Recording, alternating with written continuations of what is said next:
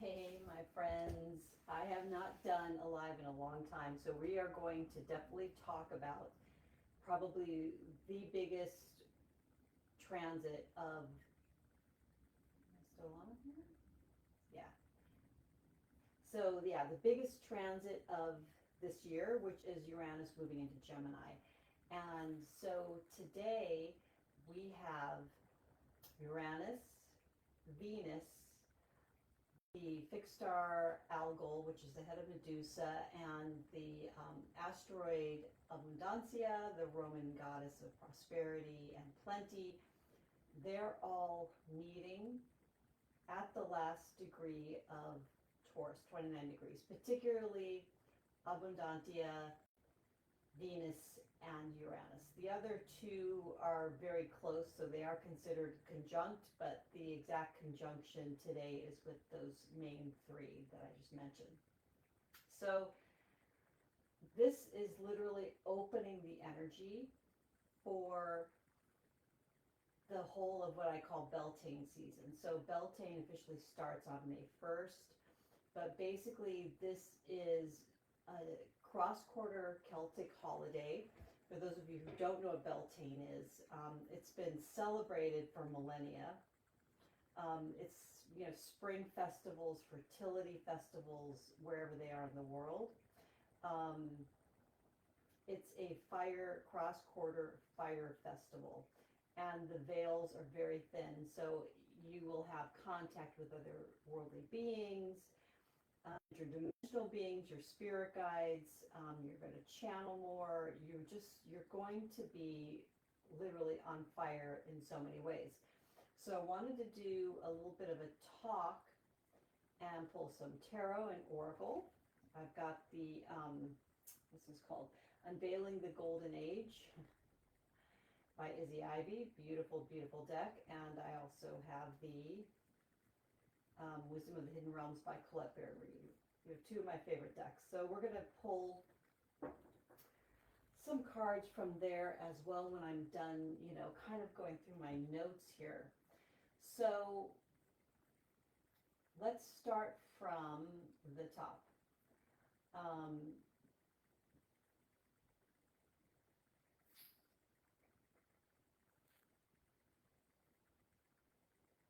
Basically, anytime we have a major transit with Uranus, and Uranus is basically has been in Taurus for about 7 or 8 years, and he is about to move into the sign of Gemini. So if you know your whatever house Gemini is for you, definitely check it out. If you're Gemini rising, Gemini sun, it's definitely going to be really breaking things up, shaking things up for you, so you can really release from old patterns.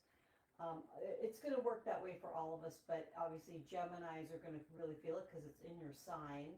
The opposite sign from you is Sagittarius, so the Sagittarius are going to feel it really pretty strongly as well. And then we have the crossings, which would be the other mutable signs.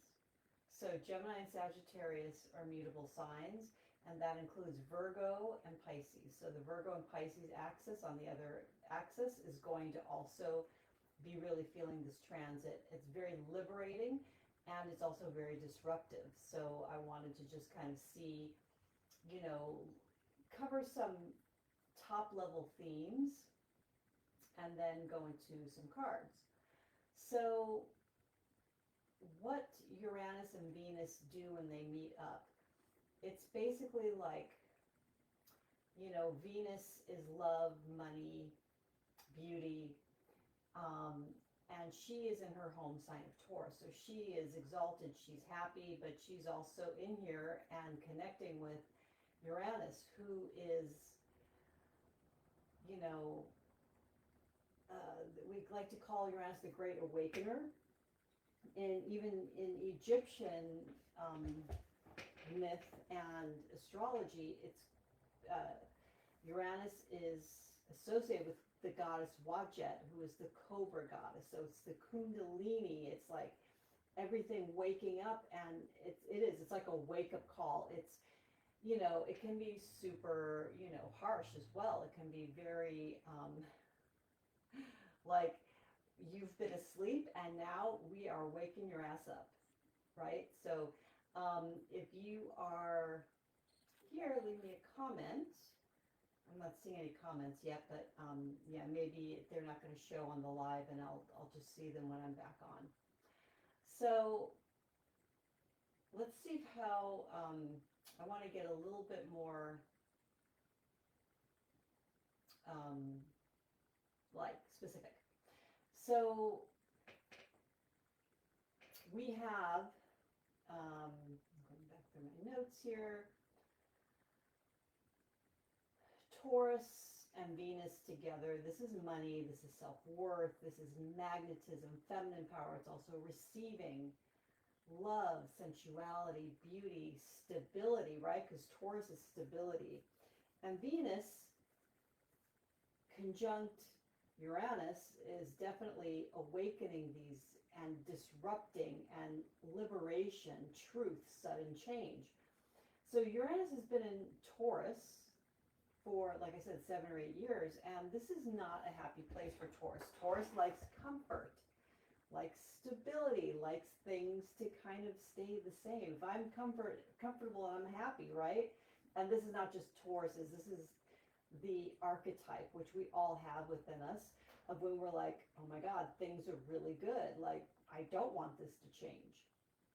But we know that change always happens.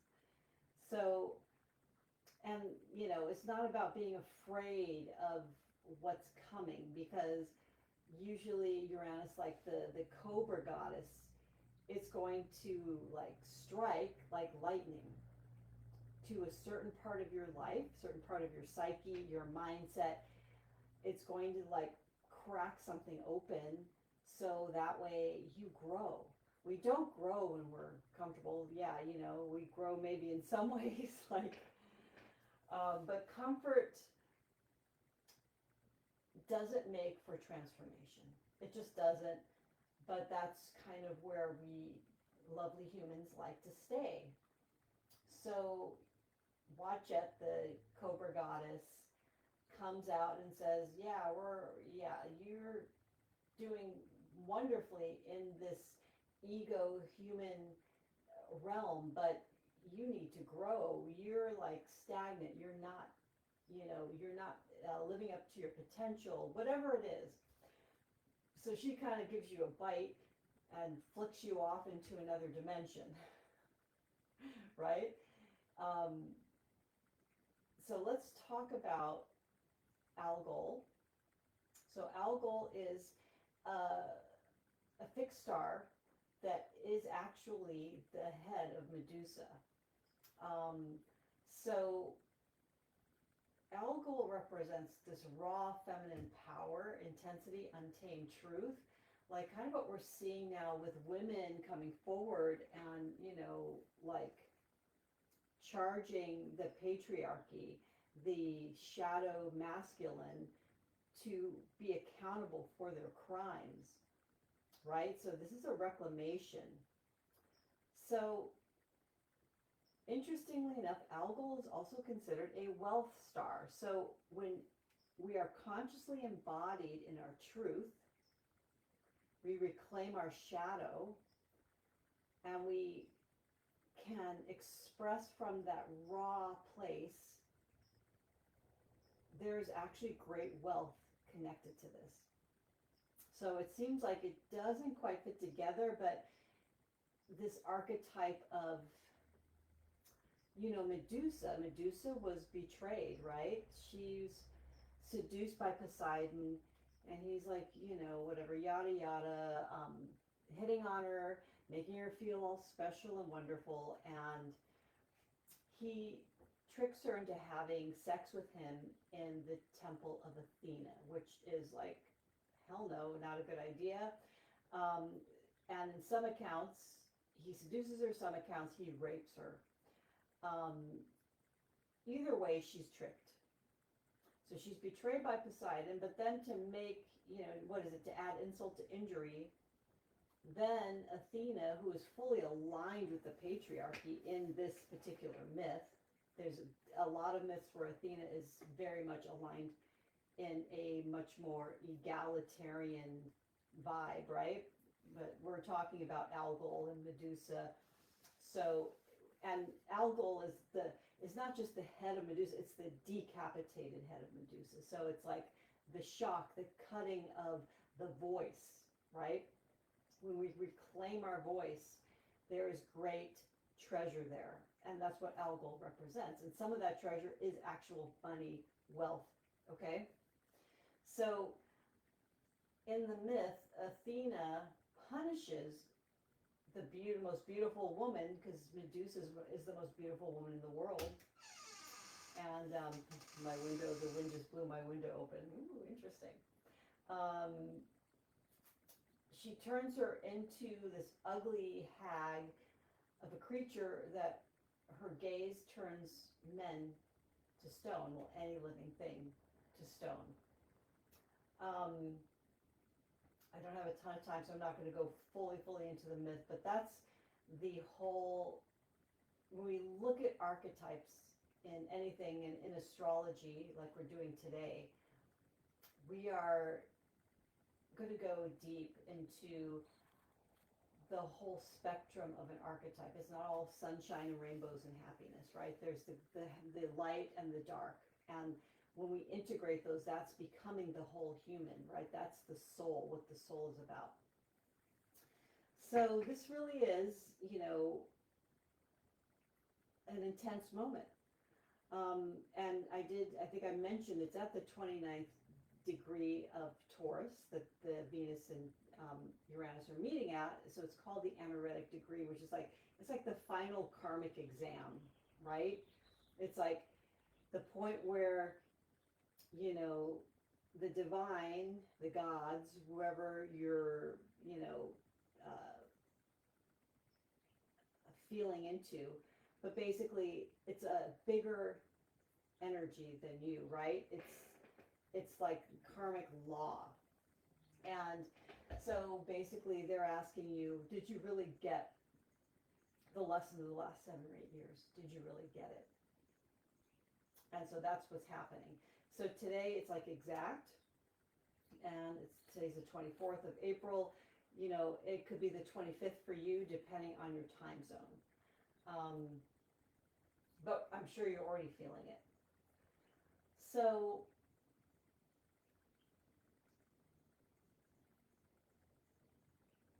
we also have Abundantia here.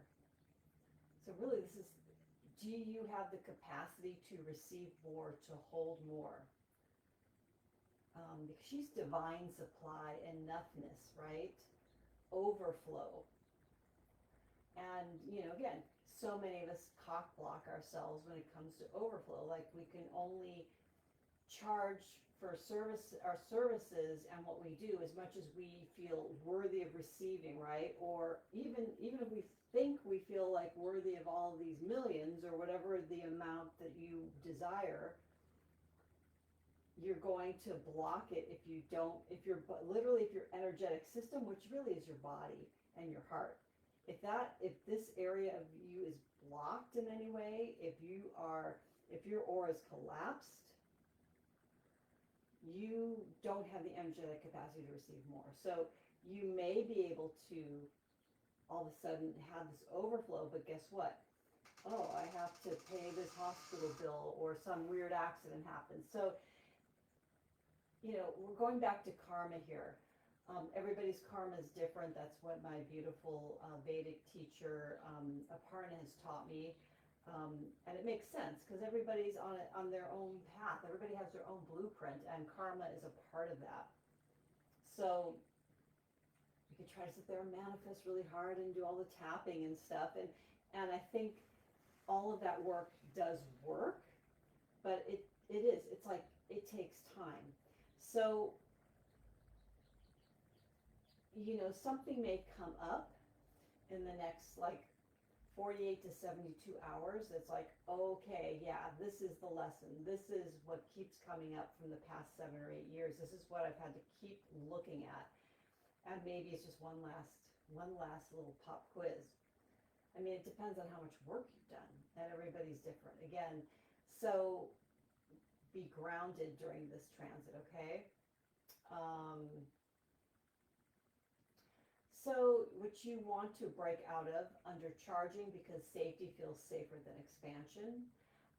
Relationships that require self-abandonment, you want to ditch those, or find some kind of resolution, however, whatever that looks like, so you can stop abandoning yourself and what you need. There's also can be a fear of being too visible, too powerful, too much, right? That's very Medusa, Algol, Uranus energy. Scarcity disguised as being realistic. So sometimes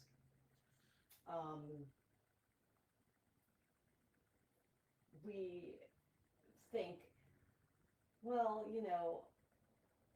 maybe a part of me wants all of these things or desires all of these things, but really, that's like crazy thinking. That's not realistic. When actually you are in a scarcity mindset. So just be, again, these are things to watch for that, you may be doing unconsciously. And just maybe overall being afraid of wealth. Another thing is overgiving to prove worthiness. I'm kind of guilty of that one. But again, the situations that are, I can actually think of a couple situations that are coming up now where maybe I'm overgiving to prove worthiness instead of like having a clear boundary, like, okay, this is what I'm willing to give, this is what I'm capable, here's my capacity, and that's that, you know what I mean? Shrinking your standards to avoid discomfort. How many of you have done that one too, right? So, we're leaving the land of Taurus of security, comfort, and traditional sign of abundance and beauty, and going into Gemini. Gemini is fast, quick, witty, quick tongue, great communication, moves fast. Their thoughts are clear, their thoughts and ideas, everything moves and grooves. There's like a rhythm to Gemini. Whereas Taurus is like, just kind of like, yeah, what's going on? And Gemini's like, yeah, this, that. It's like they could think about and talk about and digress in a million ways. I should know this. I am born with Moon in Gemini.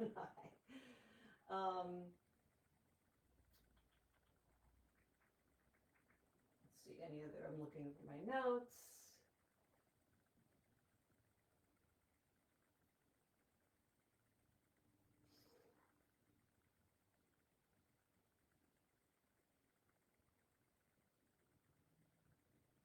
I think I've talked about everything here.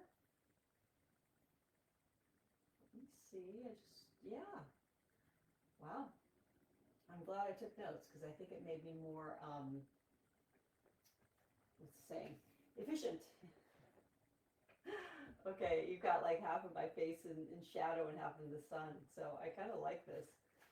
So I'm going to ask our guides to be with us, so you might want to just close your eyes for a moment, take a nice deep breath, be here, be present. Let me know in the comments how you're doing, how you're feeling right now. There's a lot going on in the world, and right now, for now, I want you to focus on you. This is your time. Your time to really get grounded, take some deep breaths. So what I like to do is breathe in slowly for 4, hold through the nostrils, and exhale for 6 out your mouth. So let's do 1 or 2 breaths together while I'm shuffling the cards. So take a nice deep breath in for 1, 2, 3, 4, hold, and exhale out your mouth like you're blowing out through a straw for a count of 6. So you want to lengthen. So what this kind of breathing does, it tells your nervous system that we're safe.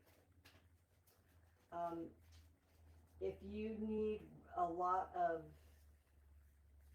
work around nervous system regulation, like we all do, it's not a luxury anymore. This is a necessity. We have to be doing this. Check out my course, Radiant and Arrive, it's like 10 identity shifting codes that each one is connected to an aspect of your nervous system and how to regulate it, calm it, stay in that state as long as you can, right? Okay, so I'm asking our beautiful guides to tell us, give us a message. So I'm just going to ask for a message. So be super open and see what we get. Oh, beautiful. We have the resting tree, patience and stillness, number 22. There is the beautiful picture of this woman. There's some candles. Talk about regulation, rest, nervous system. We all need a break. So what's nice is maybe we will get a little bit of a respite over the next day or so. Allow yourself to rest. Okay. Fire horse, anybody? We have the Phoenix for our second card. It says resurrection, surrender to change. So yeah, this is the Watchet energy, the Uranus energy. Also, the Phoenix is the higher archetype associated with the sign of Scorpio. Death and rebirth, resurrection. So really feel into this. I like that, the resting tree and surrender to change. The rest, the stillness in this moment. It is. It's like we're at this portal where it's like we're at the threshold, right, of this doorway. And you're standing there just resting, just waiting. It may not quite be time to step through yet, right? Let's see what any other advice we need. Asking our guides, angels, ascended masters, of all who are present here energetically, watching the replay. Is there another message from these cards that we need? Beautiful. We have the Dream Walker. Dreams, the collective good and illusions. Number 8. So the answers that you need are going to come through your dreams. Every time I get this card, I usually have a very potent symbolic dream the same night when I get the Dream Walker card. And I've been working with this deck for 8-9 years. So, and look on the bottom. Gaia's Garden, there she is, Abundantia. Fruition, abundance, reaping what you sow. So, again, reaping what you sow. That's a very Saturnine karmic message here. What have you been sowing over the past 7 or 8 years? And it's now becoming this beautiful garden of abundance. So rest, surrender, so that way your capacity is open and growing to receive the gifts that you're going to be getting from Venus and Uranus right now, and Abundantia.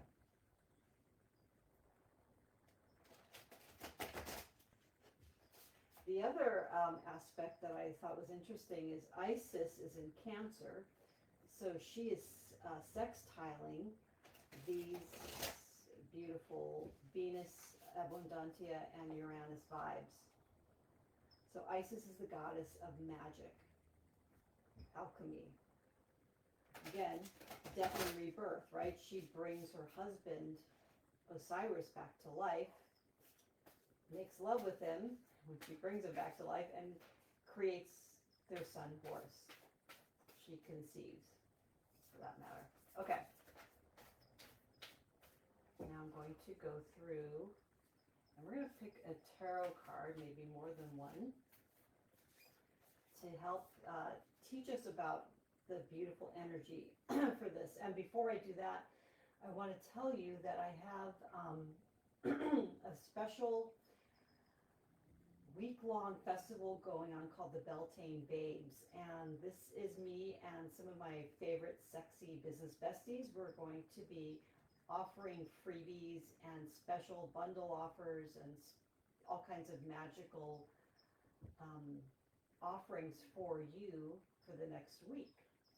So it starts today. You can go ahead and let me know in the comments below if you need the link, but you can go to my website.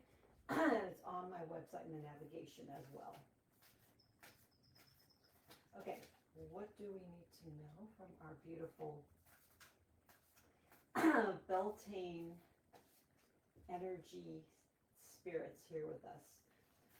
And so, yeah, in my first bundle, I actually did include an Isis offering to really connect with Isis, since she is playing a role in this special portal opening today. So Isis's role is to awaken your magic, awaken your alchemy. So she's here with us as well.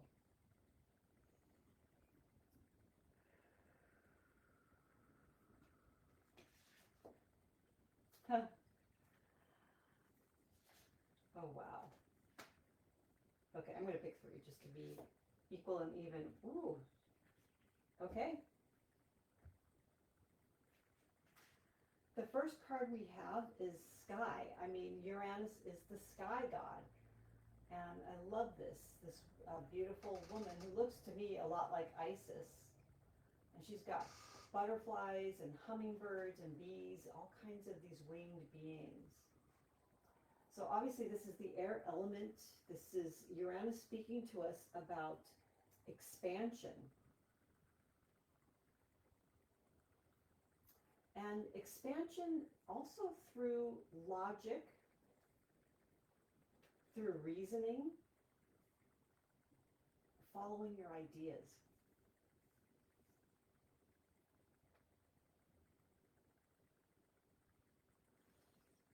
So this is also a lot about, breath, air. Breathing is something that we need, not just for our bodies, but it does activate and move our energy, right? So you could think of almost like the aura and the Taurus field. It's like that's the lungs of your spiritual system, the lungs of your soul. So really breathe, take time to rest and breathe, and just allow all these little ideas to come flying in like fairies and hummingbirds and butterflies, right? The second card we got is this very beautiful rainbow portal. So this is connected to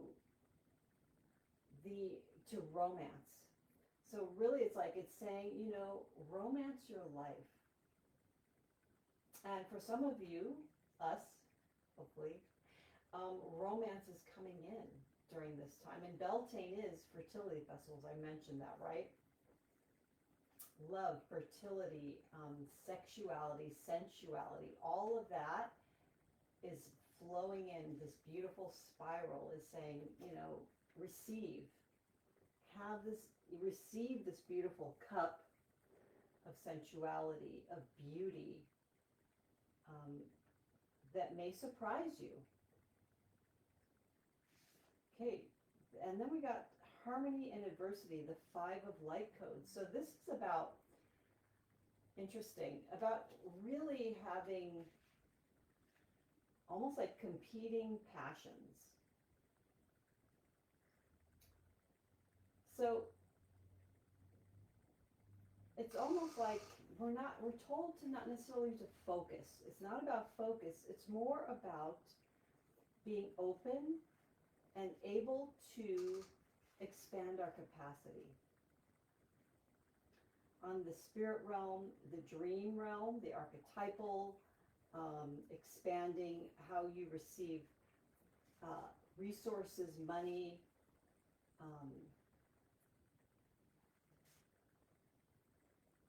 and yeah, if you feel burnt out, stop, rest, because that's like, the old self is dying. The old self is getting ready for rebirth, which is going to happen in the next 24 hours, 48 hours. Once, once Uranus hits